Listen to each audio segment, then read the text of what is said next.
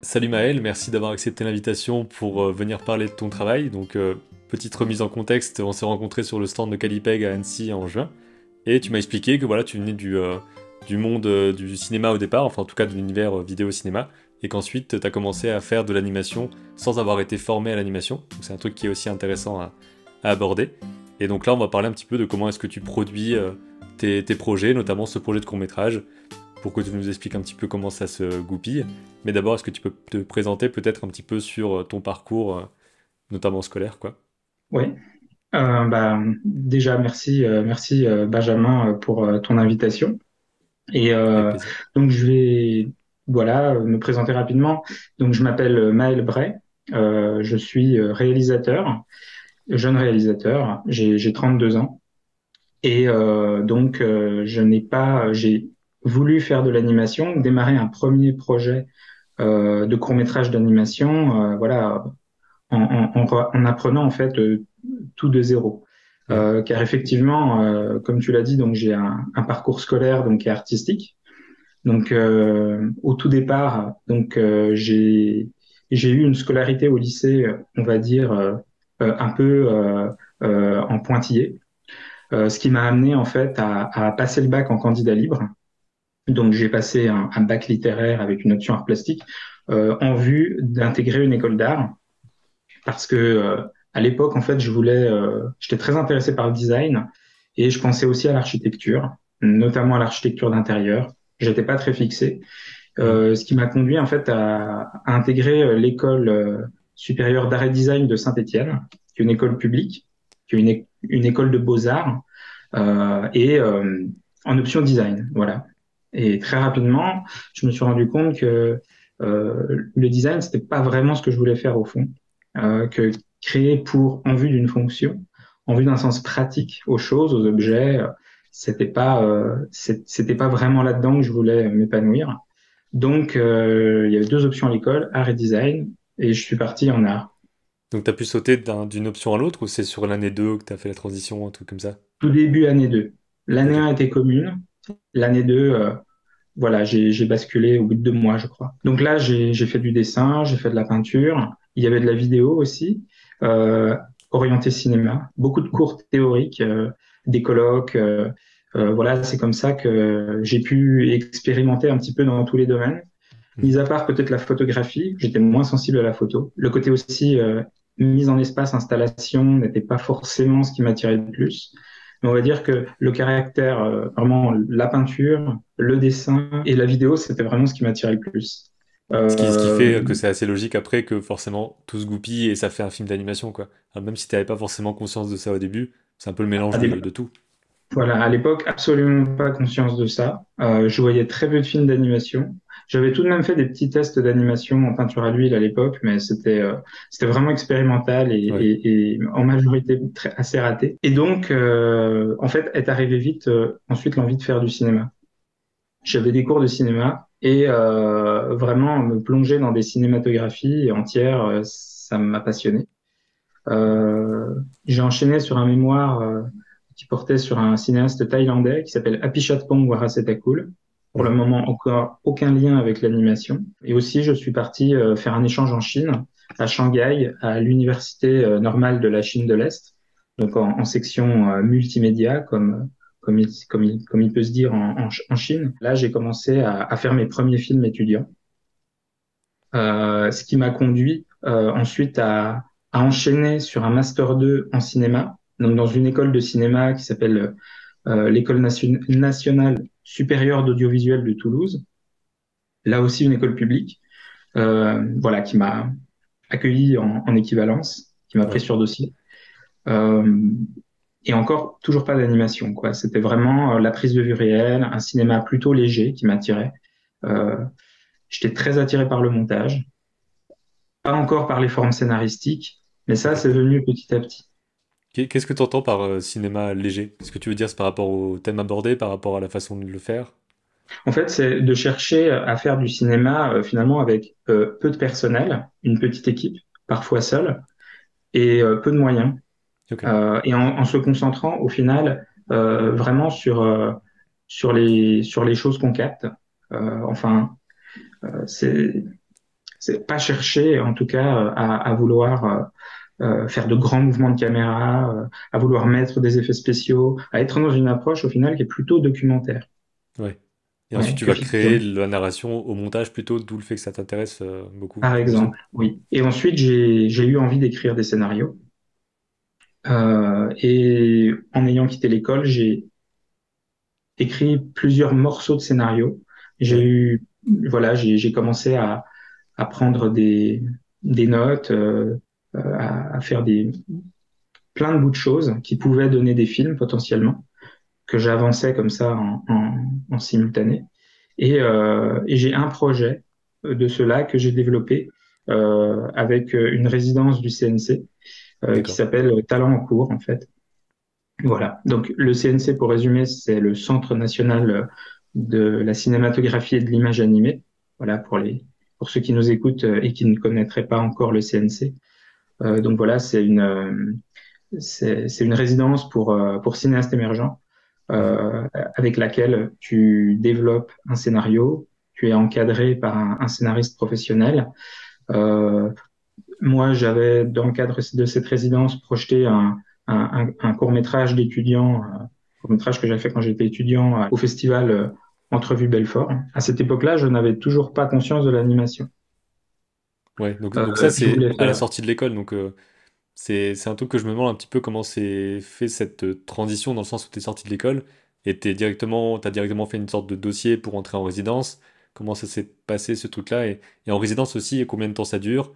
Est-ce que t'as de quoi, voilà, une sorte de rémunération ou un truc comme ça avec un soutien à ce moment-là, puisque tu travailles à côté. Tu vois, tous ces trucs-là un petit peu pratiques pour ceux et celles qui se demanderaient un petit peu comment ça se passe pour de vrai une fois que tu sors d'une école, quoi. Alors pour la résidence, en fait, ça a pris plusieurs mois avant que le dossier soit accepté, parce qu'il a Ouais. fallu quand même que je fournisse pour candidater un dossier quand même assez conséquent, en tout cas un scénario déjà suffisamment structuré pour donner Ouais. l'impression déjà d'un film. Donc il y a eu plusieurs mois avant que le nouvel appel à film soit déclenché. Mhm. Et moi, j'avais fait des stages quand j'étais en école de cinéma. J'ai fait un stage avec des géographes où je faisais du montage. J'ai monté des films de géographie, par exemple.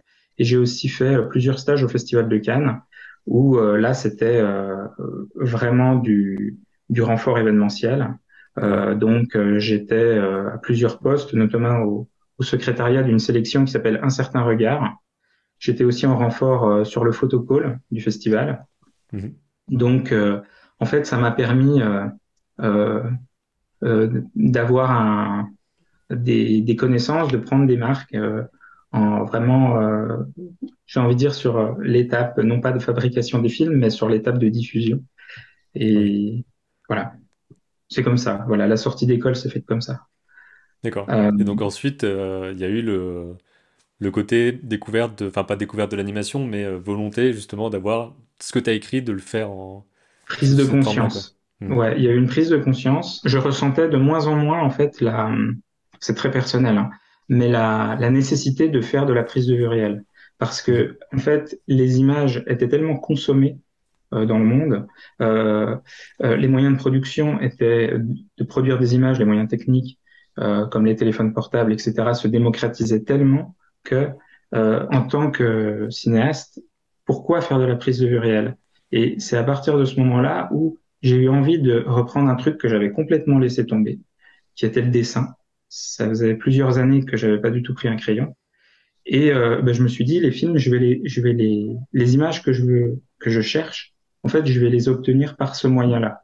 En fait, par vraiment l'imagination, en me Ouais. détachant en fait euh, progressivement du référent réel, réalité. Et du coup, là, j'ai repris le dessin progressivement.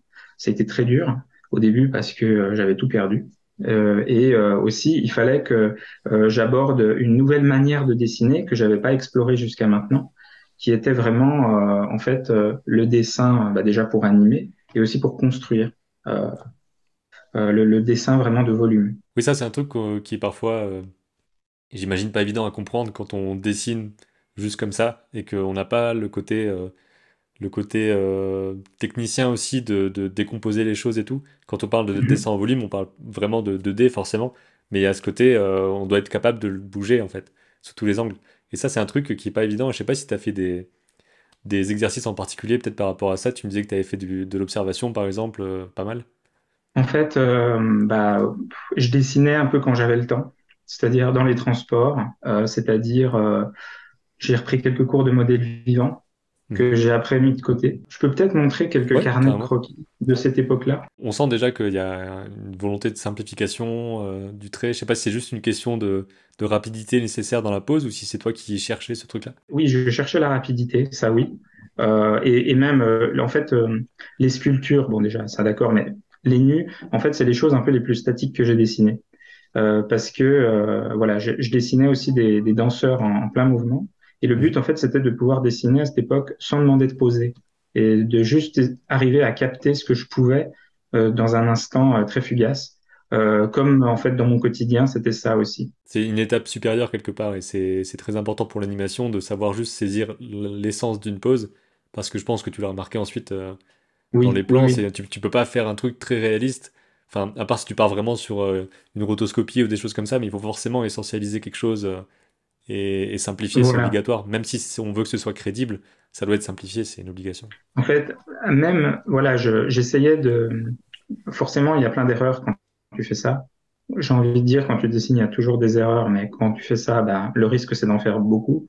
Hmm. Euh, mais voilà, après, il faut les accepter et continuer d'avancer. Donc, le très simple, comme ça, le détour, à cette époque-là, ouais, c'était vraiment une histoire d'essentialité.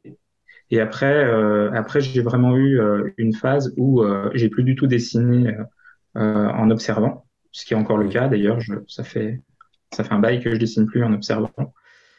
Et même maintenant, je ne dessine plus sur du papier du tout. ouais, Ouais, j'ai perdu complètement cette habitude. Et après, vraiment, ça a été une approche de construction. Donc, il y avait aussi quelques trucs au pastel. Il y a eu des tentatives de peinture, mais assez désastreuses. Il y a de l'architecture, enfin voilà. Enfin, c'était vraiment après voilà des choses peut-être aussi plus poussées au niveau des visages. donc ça, est-ce que ça t'a conforté dans une certaine approche graphique aussi pour le film, de se dire, je veux avoir tel type de forme, tel type de personnage et tout? Parce qu'à ce moment-là, tu savais pas que t'allais faire un film d'animation. En fait, non, je cherchais pas du tout. En fait, c'était complètement séparé de mes projets de film. Mhm. Enfin, assez séparé des projets de film. Euh, C'était pas du tout dans la recherche d'univers, on va dire, Ouais, euh, des univers que je voulais développer avec mes scénarios. En fait, c'était vraiment de la pure observation et je voyais ça comme un entraînement, des exercices, euh, de dessiner des personnages, des objets, des choses fugaces en fait. ouais, Et toujours dans des espèces de positions aussi un peu pas toujours confortables. C'est un peu, tu vas dessiner la mouche qui se pose et qui décolle, quoi. C'est un peu ça.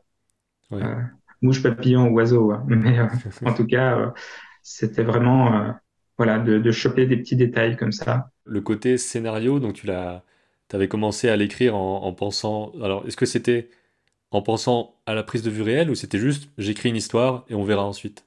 Je sais pas si tu vois ce que je veux dire. Est-ce que tu avais déjà cette approche de ça deviendra ça ou est-ce que c'est juste je veux faire cette histoire et on verra plus tard, il faut juste que j'ai une bonne histoire? C'est pas tellement avoir une bonne histoire. On va dire que j'ai plusieurs éléments qui gravitent et dont Mhm. certains peuvent se rapprocher à un moment donné. Il peut y avoir un extrait de livre, il peut y avoir une rencontre, il peut y avoir une phrase entendue. Et, euh, et peut-être que entre ces choses, parfois, je vais déterminer un lien. Et au fur et à mesure de construire, d'apporter des nouveaux éléments, peut-être que peut se dégager de ça un récit. Et Mhm. c'est comme ça, en fait, voilà, que je conçois l'origine d'un film, en fait. Durant cette résidence, tu as écrit le film que tu développes là Ah, actuellement pour ton court-métrage ou que c'était autre chose et qu'ensuite c'est devenu ça? non, en fait, quand j'ai commencé la résidence, si tu veux, j'avais des bases assez solides qui demeurent encore aujourd'hui dans le projet. La résidence, c'est aussi du lien. Déjà, c'est un lien avec un scénariste avec qui Mhm. j'écris un autre projet. Enfin, ce même scénariste, maintenant, on Ah ouais. travaille ensemble pour un projet de long métrage. C'est une résidence aussi qui m'a permis d'être en contact avec le producteur, enfin un des deux producteurs avec qui je fais ce court métrage. C'est des liens aussi avec une région qui nous a soutenus pour ce premier film. Donc, en fait, dans Résidence, il faut pas entendre que écriture. Véritablement, l'écriture, c'est moi qui l'a fait. C'est moi qui ai écrit ce scénario et le scénariste était là pour me conseiller à une étape. Tu parles de ces rencontres-là que tu as faites, et donc le fait que, enfin, est-ce que tu avais déjà connaissance de comment on fait pour monter un film à ce moment-là, le côté à quoi sert un producteur, comment trouver des gens qui vont soutenir financièrement et tout ça, est-ce que tu as eu un peu des choses comme ça apprises à l'école? Parce que je sais que nous, c'était pas vraiment le cas. Et comment est-ce que tu as découvert ce truc-là? Comment ça s'est formé? Parce que c'est un truc qui peut faire un peu peur de comment je trouve de quoi soutenir ça, quoi. Alors oui, il y a quand même, j'ai reçu quand même à l'école, oui, j'ai été initié un peu à ça. Mais très concrètement, après, quand ça se passe dans le monde professionnel, dans la réalité, en fait, quand tu n'es plus étudiant, euh, en fait, c'est beaucoup plus subtil. C'est des relations humaines au final, après. Et aussi, c'est une connaissance du domaine dans lequel tu veux faire ton projet, que ce soit celui de l'audiovisuel, celui du cinéma. Moi, j'ai envie de dire, c'est des choses qui s'apprennent pas à l'école. Il Ouais. faut, il faut avoir il faut avoir des projets, ou au moins un projet euh, qu'on souhaite porter, et, et il faut euh, aller rencontrer, euh, essayer de trouver les personnes avec qui on s'entend et, et qui vont vouloir aussi nous suivre et qu'on va vouloir suivre. Mhm. Je pense que pour un jeune réalisateur, de vouloir se lancer trop vite avec un producteur, ça peut être, ça peut être une erreur parce que il se peut que il y a un concours de circonstances que peut-être ce réalisateur et ce producteur vont signer entre eux, vont signer quelque chose, mais ça va peut-être s'essouffler au bout d'un temps. Ça va peut-être pas être forcément l'entente va pas forcément être retrouvée. Et c'est important en fait de voilà d'être un peu sûr avec qui on veut travailler quoi, parce que les films ou les séries c'est des engagements en années, hein, donc Mhm. Ouais. ça peut durer très longtemps, surtout en animation. Et il faut pas être trop pressé. Ouais. Donc comment ça s'est déroulé alors là-dessus? C'était tu le rencontres, tu lui dis voilà, je veux faire tel projet, et ensuite petit à petit, au fil des conversations, on pourrait peut-être faire un truc ensemble et tout. J'imagine que c'est très organique. Enfin, c'est pas tu vas pas ok, j'ai ce projet-là et vous me produisez oui non et après c'est oui ou non quoi. Enfin, j'imagine que c'est Mhm. beaucoup plus subtil que ça, comme tu disais. Comment ça s'est passé pour toi? Parce qu'évidemment, bah, ça dépend des gens. Les producteurs sont pas tous pareil en tant que personne. Donc ça, forcément, tu vas pouvoir parler que du truc que tu vis toi. Mais ça peut être intéressant à savoir. Je vais d'abord te parler d'un producteur que j'avais rencontré, qui était peut-être intéressé par l'embryon de projet que je voulais lui proposer. Alors j'avais des recherches graphiques, j'avais des dessins, Mhm. j'avais un scénario. Il était intéressé, mais tout de suite, en fait, il m'a dit, bon, en animation, court métrage, euh, les dialogues, on s'en fout. Euh, tes dessins, ça, c'est pas intéressant. Ça, c'est intéressant. Prends ça. Euh, et puis on met de la musique. Et puis ça sert à rien de développer une histoire de 25 minutes, 30 minutes.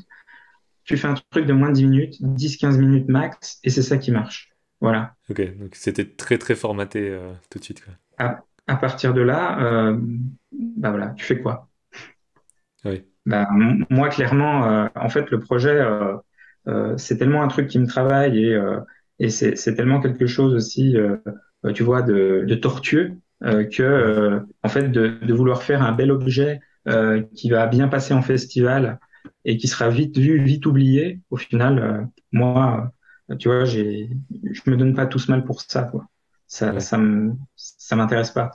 En fait, j'ai envie de trouver des partenaires de travail euh, avec qui en fait on va se poser des questions et avec qui on va tenter des trucs qui sont pas forcément dans les sentiers battus, mais Mhm. parce que on a aussi des images comment dire précises à mettre en œuvre voilà, on va y aller ensemble. Donc, pour revenir avec le producteur, déjà, je vais peut-être les citer.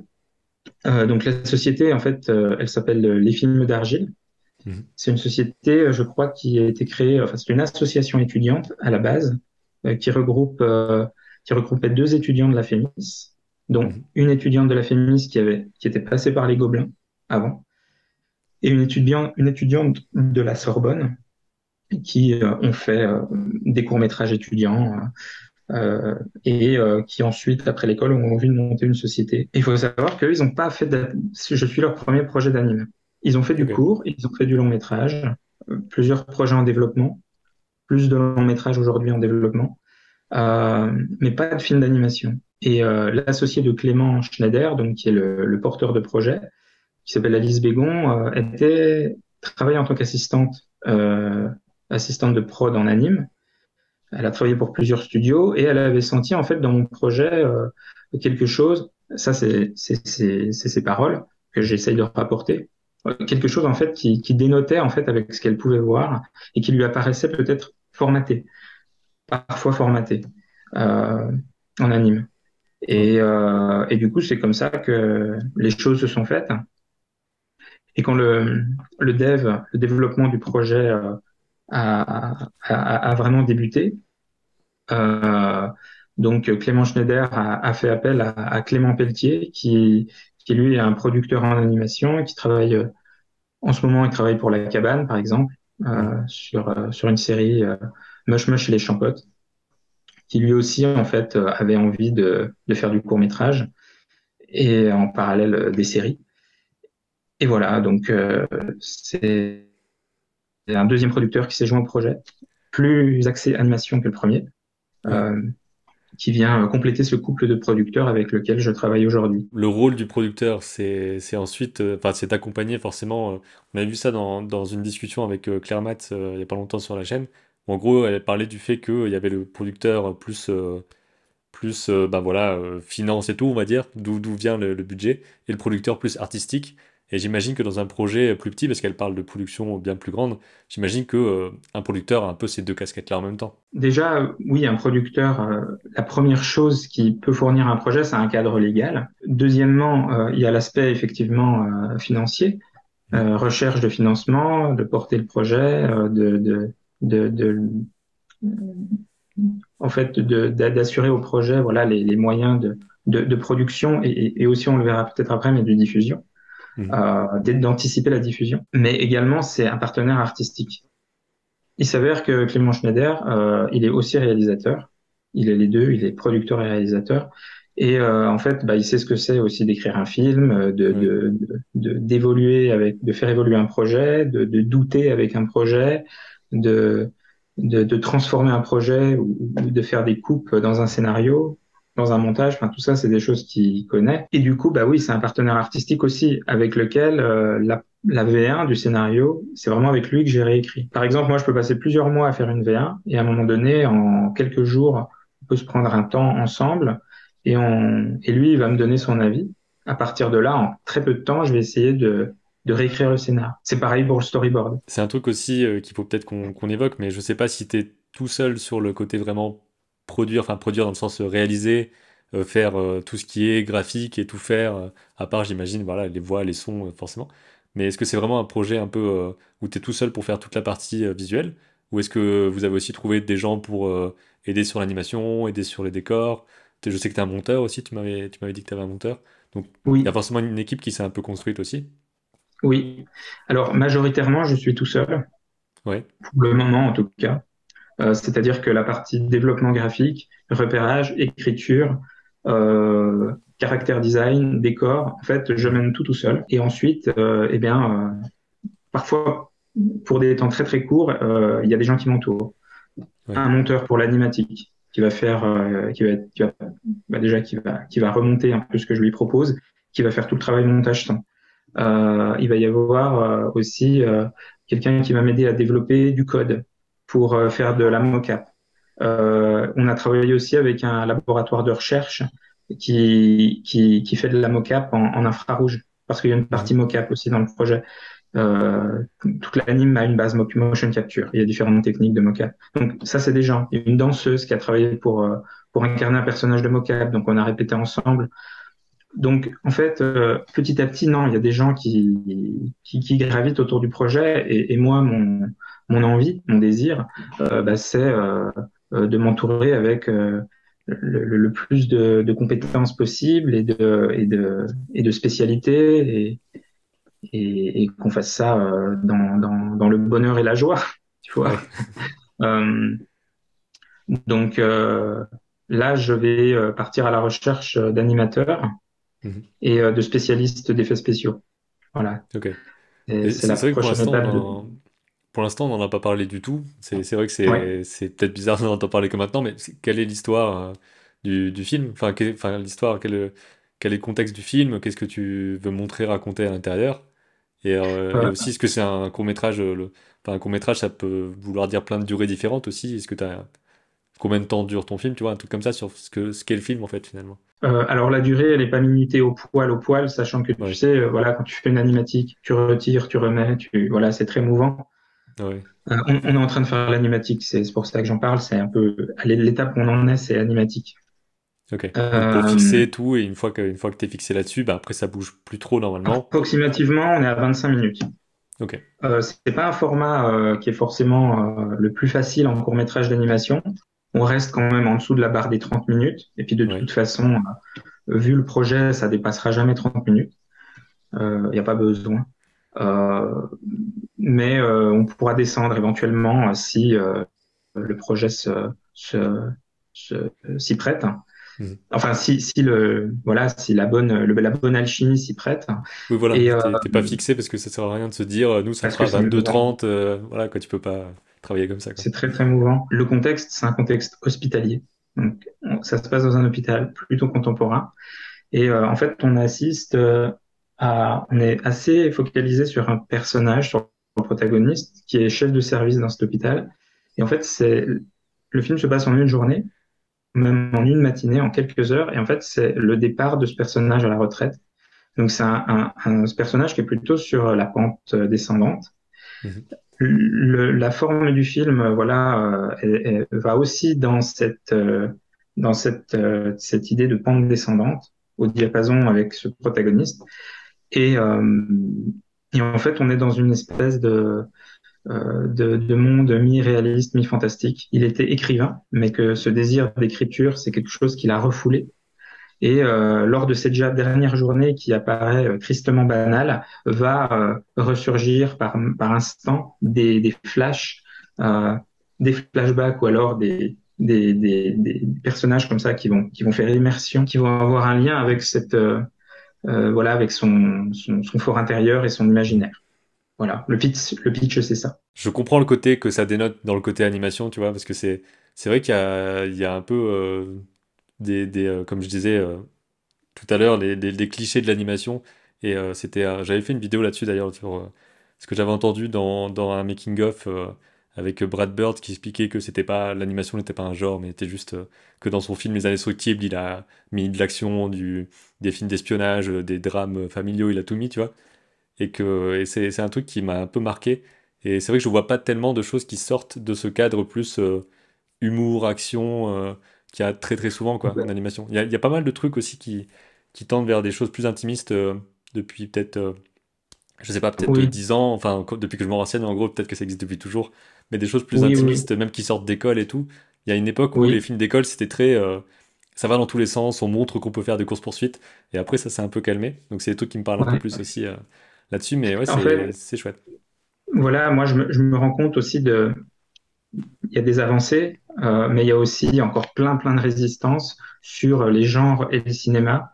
Ouais. Alors, quand on parle de fabrication de production, je pense que ça peut être bien de différencier les techniques d'animation parce que c'est des calendriers qui sont pas les mêmes que la prise de vue réelle, c'est des compétences qui sont pas forcément les mêmes, tout ça, même si ça Mhm. peut se croiser avec les FX, etc. Enfin, je veux dire, c'est quand même, c'est quand même différent. Par contre, en termes de diffusion, moi qui ai par exemple travaillé dans le jeune public en tant que programmateur, ou voilà, tu vois, qui suis passé par des associations de cinéphiles ou bien par des stages au Festival de Cannes, tout ça.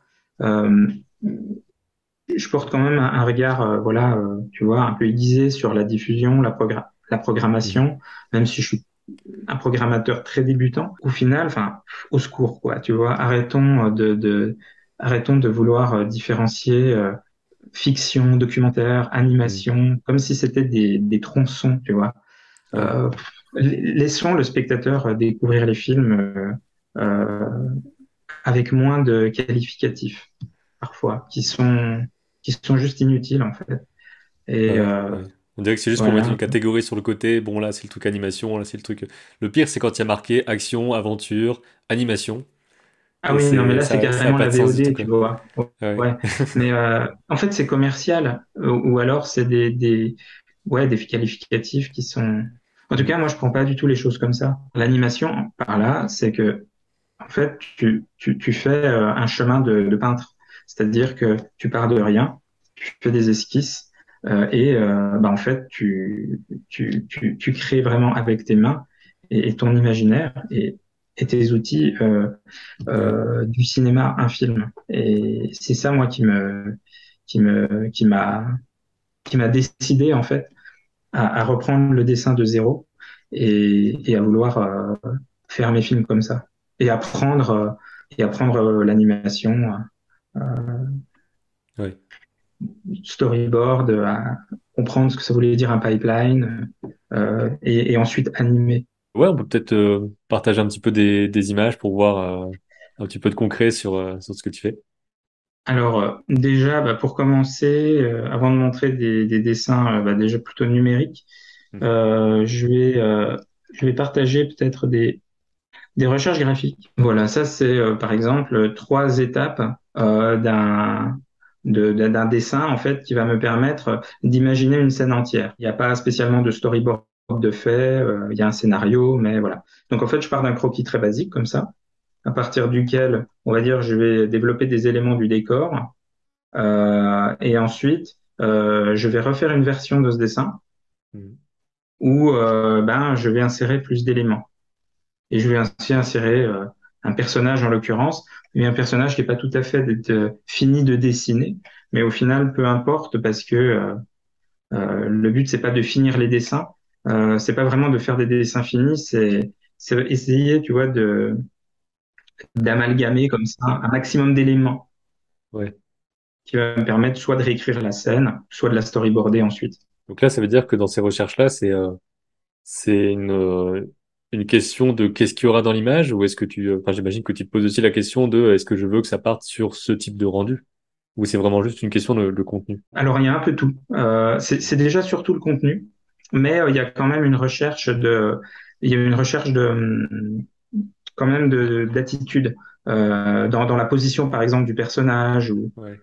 Il y a quand même déjà quelque chose de morphologique et aussi d'émotif à ce niveau-là. Mais je reste au crayon de papier. Pour le moment, je m'interdis la couleur. Ouais. Euh, et, euh, et voilà, là, on est sur un dessin qui est purement de l'imagination. Aussi, je suis repassé par un réapprentissage du dessin des corps, notamment en fait par un cours que tout le monde peut trouver sur YouTube, qui s'appelle les cours de François Debord, en fait, qui Ok. était professeur aux Beaux-Arts de Paris. Et en fait, il y a une année de cours qui a été enregistrée, et c'est Ah ouais. vraiment de la morphologie mécaniste, en fait. Et moi, je suis repassé par là, en fait, pour en fait pouvoir monter véritablement des corps sur pied et en vue après de les animer. Ça d'ailleurs, c'est quelque chose qui ça dépend de la démarche qu'on a. Mais est-ce que là, quand tu dessines ça, par exemple, est-ce que tu prends en compte le fait que, tiens, au niveau du contenu de ce qu'il y a, de la technique et tout, ça peut être plus ou moins compliqué à faire en animation, ou est-ce que c'est juste je mets tout et ensuite on verra si c'est un gros défi à réaliser? Je veux dire, est-ce que tu as déjà la contrainte technique en tête ou pas? Ça Oui, dépend des gens, non. ça. En fait, il y a plusieurs régimes il y a plusieurs. Oui, bien sûr. Après, je lui dis, je vais trouver des solutions. Ouais. Et sur TV Paint, hein, en l'occurrence. Oui, oui. Après, je vais trouver des solutions, mais là, c'était vraiment, tu vois, des dessins qui étaient encore, tu vois, vraiment des espèces de choses où après, là-dedans, je vais extraire, tu vois, Ouais. ce qui va être animé, ce qui ne le sera pas. Et ce qui va être animé, ben, concrètement, qu'est-ce que je trouve quelles sont les meilleures méthodes pour, euh, Clair. pour démarrer l'animation. Euh, Peut-être pour enchaîner direct, je vais passer par une présentation assez récente du projet qui reprend des éléments de la bible graphique, du décor, quelques vignettes de storyboard, mais qui en fait que j'avais un petit peu classé dans la continuité du récit. Donc voilà une présentation en fait du projet voilà assez récente dans un dossier, un des décors. Donc ça, c'est des choses aussi qui sont, comme on disait, le pouvoir du côté animation, c'est de partir sur des choses Mhm. aussi un peu déformées et tout, et sans que ça fasse, enfin, ça peut vite faire criard en fait sur des prises de vue, d'avoir un truc si c'est pas assez bien fait, ça va faire très bizarre, alors qu'avec le dessin, les images, les sortes de photomontage et des choses comme ça peut très vite mieux passer en fait visuellement. Oui, oui, oui. En tout cas, moi, il y a une partie photomontage dans le projet, et j'ai vraiment envie de jouer sur le trouble de ah oui, c'est un dessin, c'est une peinture, mais il y a des éléments réalistes Ouais. qui nous font douter sur finalement l'origine de l'image, l'origine de l'univers qu'on qu'on découvre. T'as présenté le scénario avec des bouts d'images, histoire que la personne qui lit puisse un peu imaginer un peu plus concrètement, ok, il y aurait ce type de choses. C'est, je l'avais jamais fait jusqu'alors. C'est pas du tout une convention dans l'animation de faire ça, mais en discutant avec la production, on s'est dit que c'était plutôt cohérent par rapport à ce projet. Et que ça faisait du bien que le lecteur du scénario puisse avoir par touche comme ça des éléments issus de la bible graphique Mhm. et, euh, et aussi parfois quelques vignettes de storyboard au milieu, quoi. Enfin, ça offre une vision. Ouais. Donc là, voilà, on a bah, clairement des éléments de décor, un véhicule, l'expression du visage d'un personnage, des personnages, des éléments. Est-ce que c'était pour tous les dossiers comme ça, ou est-ce que c'est pour un endroit spécifiquement où vous vous êtes dit que vous allez faire ça? Non, non, oui, non, en fait, c'était pour un dossier pour des aides financières, en fait, où Ok. parfois tu parles à des gens, ton projet va être consulté par des gens qui n'ont peut-être pas forcément l'habitude de consulter des projets d'animation.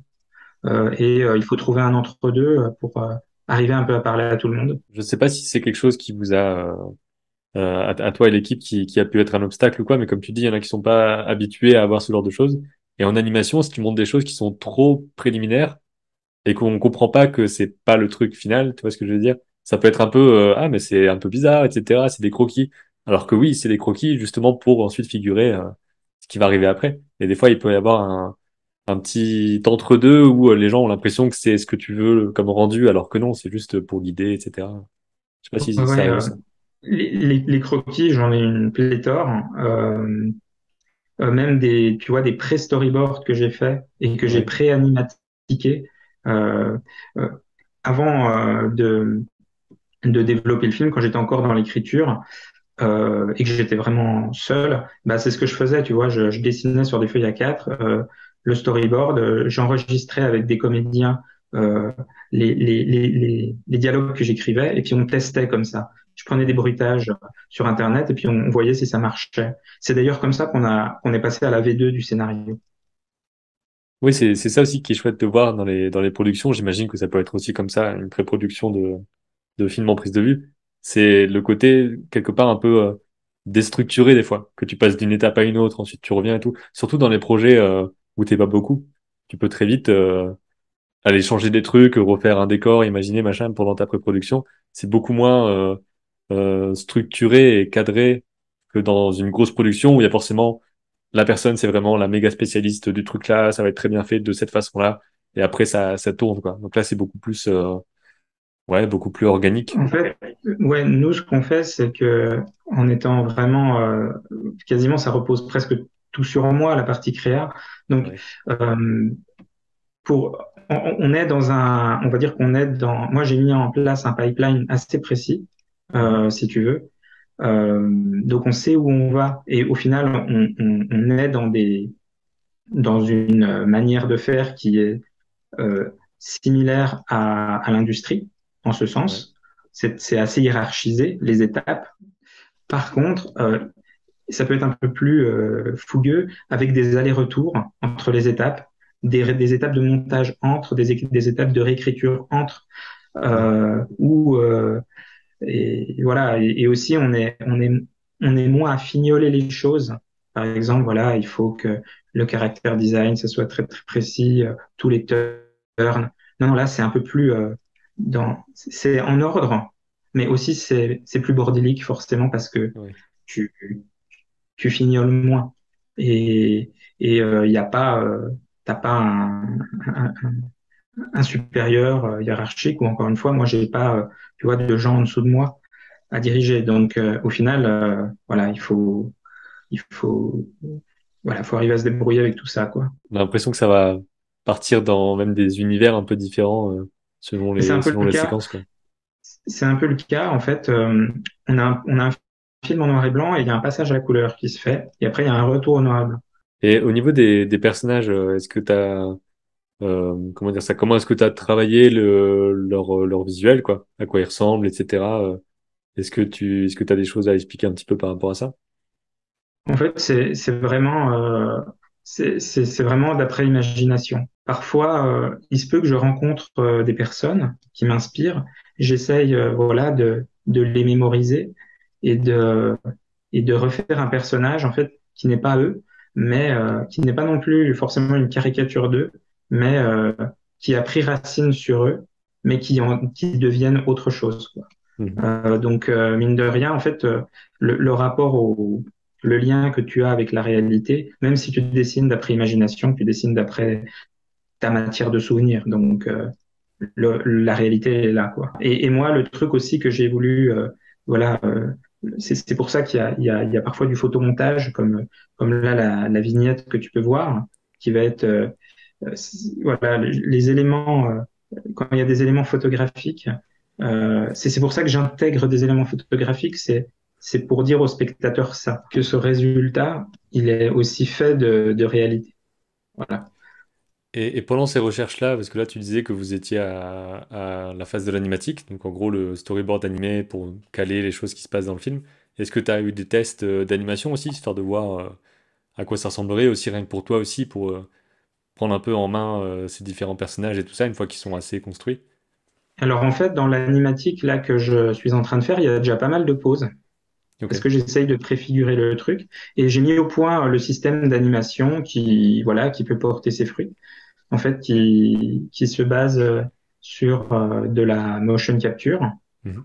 Donc des acteurs qui vont bouger, tu récupères les infos avec les mouvements, On et ensuite récupère tu vas les aller infos. retravailler ça avec de C'est la 2D ça, ça va par-dessus en être. plus. C'est ça qui est assez particulier peut-être. Voilà, c'est ça. Parce que je tenais d'une part à aller plus vite en animation.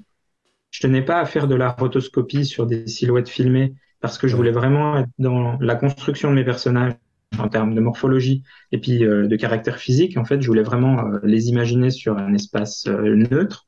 Mhm. Mais par contre, je voulais des mouvements voilà, qui soient biologiquement réalistes, quoi. Donc, Ouais. les dessins que tu vois là, moi, j'ai envie que ça bouge comme des personnages réels. De faire pas mal d'animations à la animatique, tout en ayant en filigrane par-dessous cette base, ce tournage en prise de vue. Euh, voilà, me permet de tester mon animation et de m'améliorer en tant qu'animateur, quoi, parce que c'est la première fois que j'anime, donc Ouais. il faut, il faut bien produire un max, quoi. Ouais, c'est ça. Donc c'est l'occasion de faire ça dès l'animatique. Ok. Et est-ce que cet aspect technique, expérimentation, de mélange de capture de mouvement, de 2D, etc., est-ce que c'est quelque chose qui joue de façon positive ou négative dans justement la production, en fait, dans la recherche de personnes avec qui travailler, dans la recherche de soutien, etc.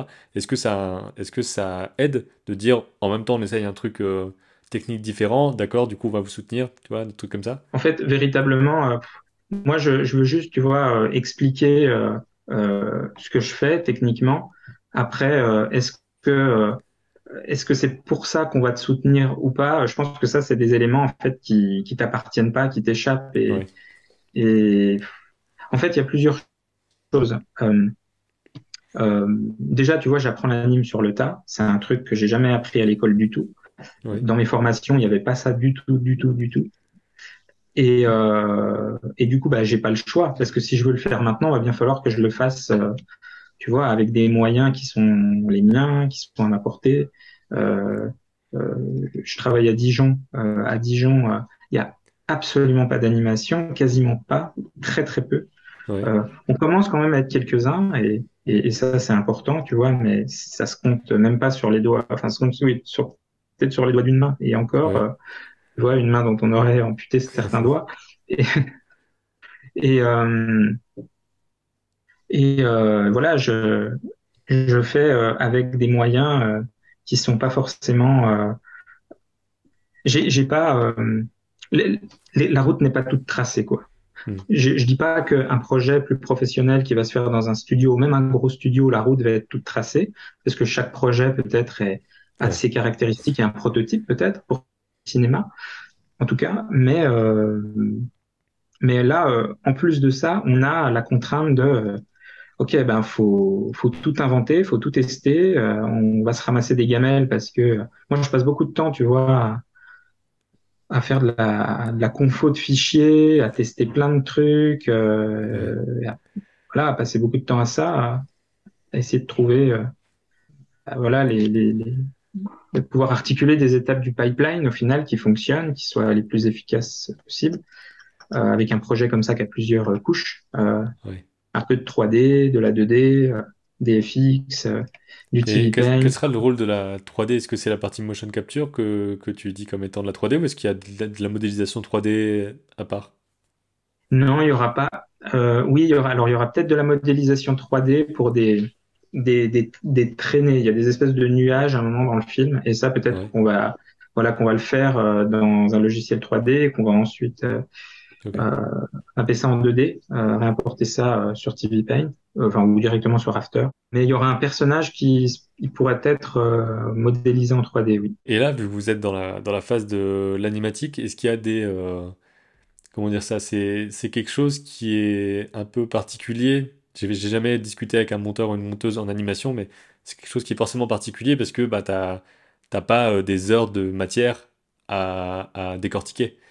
Donc comment est-ce que ça marche là-dessus? Quel choix vous faites en fait? C'est de mettre des scènes plus courtes, de se dire ok on va rajouter un plan, on le dessine, on le met dedans, on voit ce qui se passe. Tu vois comment est-ce que ça se passe un montage d'animatique comme ça? Alors en fait, ce qu'on monte avant tout, c'est la base des images qu'on a tournées en mocap. On monte des rapports de cadre avec des nuages de points, des personnages que j'ai filmés, des acteurs que j'ai filmés selon mon storyboard en fait, qui est en fait véritablement le document de travail que j'ai. Il est beaucoup plus fourni que là. Là, Mhm. c'était une version de storyboard pareil pour la présentation où on a enlevé Ouais. les dialogues par exemple. Mais au final, tu vois, moi, j'ai 1 à 4 par plan. J'ai bah, déjà toutes mes didascalies de scénario, mes dialogues, et j'ai des petits encarts avec tous les sons que le monteur son, enfin, la description des sons que le monteur son va censé mettre, et puis Mhm. aussi bah, les flèches qui vont ensuite servir au tournage en motion capture. Donc, on fait un tournage en motion capture, et en fait, concrètement, le monteur, une fois qu'on a fait ce tournage, il a les cadres dans lesquels il y a des nuages de points. Et donc, on fait plusieurs prises. Et à partir de là, du moment que je tourne aussi avec des acteurs, ben, on n'est pas obligé de respecter à la lettre le storyboard. On tient quand même dedans, tu vois, mais Ouais. il peut y avoir des plans en plus, le cadre va varier, je vais tenter des variations, tout ça, pour que ça soit moins rigide qu'ici. Ok. Donc, le monteur, déjà, on monte à deux, hein. Donc, le monteur, il a plus de matière. Et après ça, on fait déjà une première version de montage. On avance séquence par séquence. Et, euh, et à partir de ça, cette première version de montage, moi, je vais faire l'animatique. Et à partir de là, bah, en fait, il y a un truc un peu naturel qui se fait, c'est que bah, je réduis, en fait. Mhm. Tout d'un coup, je réduis en termes de temps, en termes de durée et de plan, je réduis. Et là, j'exporte ensuite bah, mon visuel d'animatique qu'on va rebruiter par derrière. Voilà, là, D'accord. on la rebruite. Et c'est là que le travail du monteur son enfin, du monteur prend vraiment tout son sens, c'est que lui, il va faire un travail de création en termes de montage son. Et ça veut dire que vu que c'est de la motion capture et que tu as un nuage de points, etc., il y a une marge en termes de mise en scène, puisque ensuite ces points existent en 3D, et si tu veux, tu mets une caméra ailleurs, si je me trompe pas. Tu as quand même Alors, un choix là-dessus, non? on a plusieurs process. Donc on tourne en motion capture avec un système infrarouge en fait qui a une dizaine de caméras. Pour ça, voilà, c'est vraiment pour faire des mouvements qui peuvent être, enfin, des modélisations qui vont être faites en 3D par la suite, mais aussi pour faire vraiment des mouvements qui requièrent beaucoup de précision. Ouais.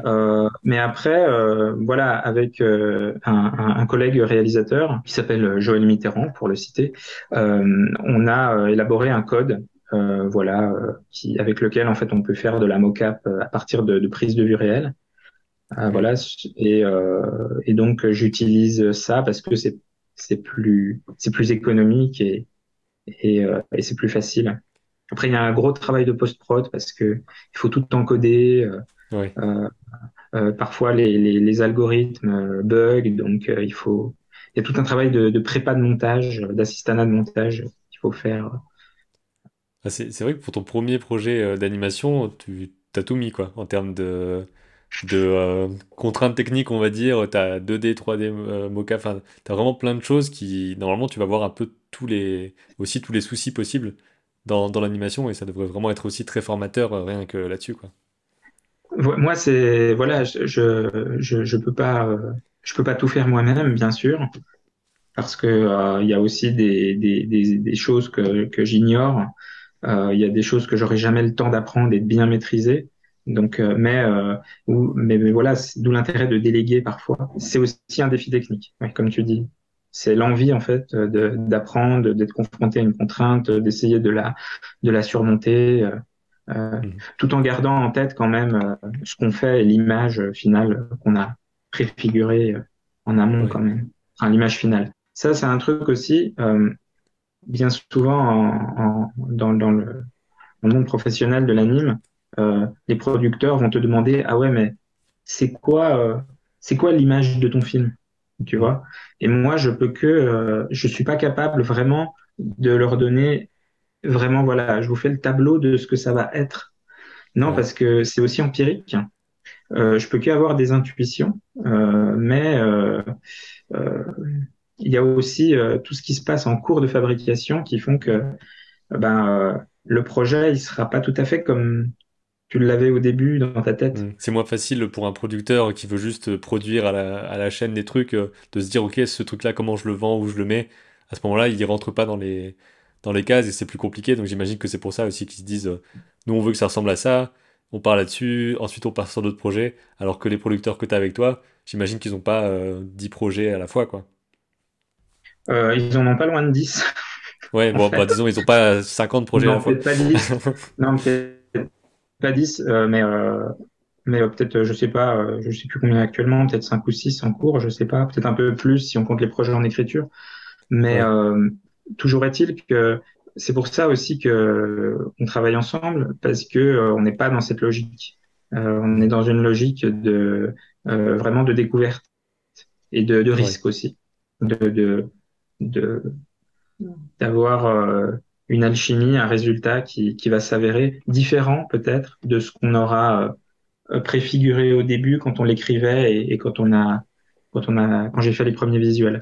Comment est-ce que tu organises ton travail par rapport à ça? Est-ce que tu es vraiment à plein temps dessus? Et qu'est-ce que tu...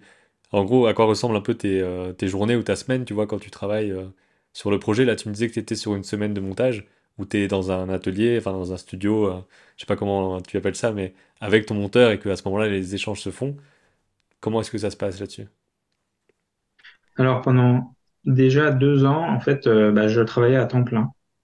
J'ai Ouais, travaillé d'une part comme coordinateur, programmateur d'un festival de cinéma en Île-de-France. ok. Donc, le projet, je l'écrivais et en fait, ça se faisait la nuit, le matin, le week-end. Je dormais pas beaucoup. Ouais, Et aussi pendant la période Covid, j'ai travaillé comme technicien audiovisuel pour une université, pareil à plein temps. Donc, ouais. je faisais ça quand j'avais le temps, quand je pouvais. Donc c'est pareil, épuisant. Et après, avec ma prod, on a eu voilà des premiers financements. On a pu s'équiper pour Mhm. démarrer. démarrer un peu les choses. Donc là, j'étais assez à temps plein dessus pendant une période. Mhm. Après, j'ai des des demandes parfois, tu vois, qui sont éparses, qui font que bah, je lâche un peu le projet à un moment pour faire autre chose. Je travaille dans l'éducation à l'image, j'interviens dans des lycées audiovisuels, je, j'ai aussi formé des enseignants, Mhm. euh, des très jeunes aussi, des très jeunes au cinéma, enfin. Il y a quelques semaines, j'ai achevé aussi un storyboard pour un long métrage, Ouais. en prise de vue réelle cette fois. Euh, voilà. Donc Après, il y a aussi des jobs très alimentaires, vraiment très ouais. alimentaires, qui se greffent. Euh, là, voilà, ma prod va m'embaucher pendant un temps déjà. Voilà. Ok, d'accord. Donc c'est vraiment Concrètement. ça passe d'une chose à Tout, l'autre et tout, et je voilà. trouve que c'est bien de montrer que ça se passe comme ça, en disant que c'est pas, voilà, moi je veux faire mon film et je veux absolument pouvoir vivre de mon film tout le temps et tout pendant 2 ans. Ça c'est très très rare, surtout dans des contextes, où, voilà, on fait un premier film et tout. C'est des films d'animation aussi qui seront pas forcément, bah ça peut pas être des choses qui vont faire des succès en salle ou des choses comme ça parce que c'est pas leur but. Donc il y a aussi ce côté-là de, ben ce sera forcément plus restreint en termes de public, donc c'est plus restreint en termes de budget. Il y a tous ces trucs-là qui arrivent, qui fait que ben il faut faire avec ce qu'on peut, quoi. Et ça, c'est important de Alors le oui, savoir, je pense, quand on fait des hmm. projets plus Il y a d'une part auteurs quelque l'économie part. du Mm. Ouais. Alors d'une part, il y a l'économie du court métrage. Après, dans le court métrage, voilà, il y a vraiment des grandes différences en termes de voilà de financement. Ensuite, pour ce qui est de la diffusion, Ouais. oui, le court métrage a une place très très restreinte en salle. Ça passe par des canaux, voilà, qui sont très très restreints. Après, il y a les chaînes aussi qui préachètent des films ou qui les diffusent. Mais il faut vraiment plaire à un programmateur, ce qui va pas forcément être le cas. Donc, moi, j'ai envie de faire ce travail aussi de proposer aux programmateurs de chaîne mon film. Tu vois, par exemple, là, dans Mhm. quelques mois, quand j'aurai beaucoup plus d'animatique, ben, je vais, je vais, je vais essayer de toucher certaines personnes. Après, il se peut que je peux être sûr de rien. Ouais. Donc, euh, la chose auquel on pense, c'est et ce qu'on essaye de faire, c'est d'aller directement voir les salles, les cinémas, les exploitants de salles, et leur proposer ce qu'on fait et leur montrer et éventuellement, s'ils le souhaitent, euh, diffuser nos films et on essaiera au maximum, en tout cas, d'être présent pour partager ce qu'on fait avec le public. Ouais. Voilà, c'est des solutions. Après, c'est un travail faramineux parce que c'est aussi beaucoup d'énergie, tout ça. Pour conclure un peu, maintenant qu'on a vu comment se passait un petit peu la création du film, évidemment, les gens pourront aussi suivre ce que tu fais. J'imagine qu'il y aura des nouvelles, peut-être sur ton site ou des choses comme ça. Et tu m'as dit qu'il y avait deux événements, en quelque sorte, deux dates, où il y a des choses qui allaient se passer. Donc, est-ce que tu peux peut-être, en une minute, expliquer où les gens pourraient participer à ça? Je fais une ouverture d'atelier les 17 et 18 septembre. Mhm. Donc c'est à Dijon. Il faut se renseigner en fait sur le site ou par Facebook sur la ville de Dijon parce que c'est la ville qui organise, c'est dans le cadre des Journées européennes du patrimoine, cette ouverture d'atelier. Ok. Donc il y aura deux après-midi de 14 à 18 heures où je ferai une présentation au mur du projet avec un extrait d'animatique où je présenterai voilà au grand public quelques étapes, quelques dessins originaux. Et Ouais. il y a aussi un working progress du projet. Ça durera 1 heure. Donc, une discussion en salle qui va se faire avec Michel Meyer, qui est le scénariste qui m'a suivi durant la résidence d'écriture avec laquelle j'ai développé le projet. Pendant, en fait, les rencontres professionnelles du cinéma et de l'audiovisuel en région Bourgogne-Franche-Comté. Donc, ça s'appelle Aparté, l'événement. Donc, allez sur le site de l'APAR, apa2r.org. Ça sera le 29 septembre de 17h à 18h et c'est au Cinémavia à Grès. Donc Grès, c'est une petite ville du département de la Haute-Saône en Franche-Comté. Ok, bah, je mettrai toutes les infos par rapport à tout ça dans la description. Puis ben, merci beaucoup d'avoir partagé ça. J'espère que ça aura pu un petit peu parler à ceux et celles qui regardent et qui écoutent. Et puis voilà Oui. quoi, je te remercie. Bah, merci à toi, Benjamin, et bien, à une prochaine. Ouais, carrément.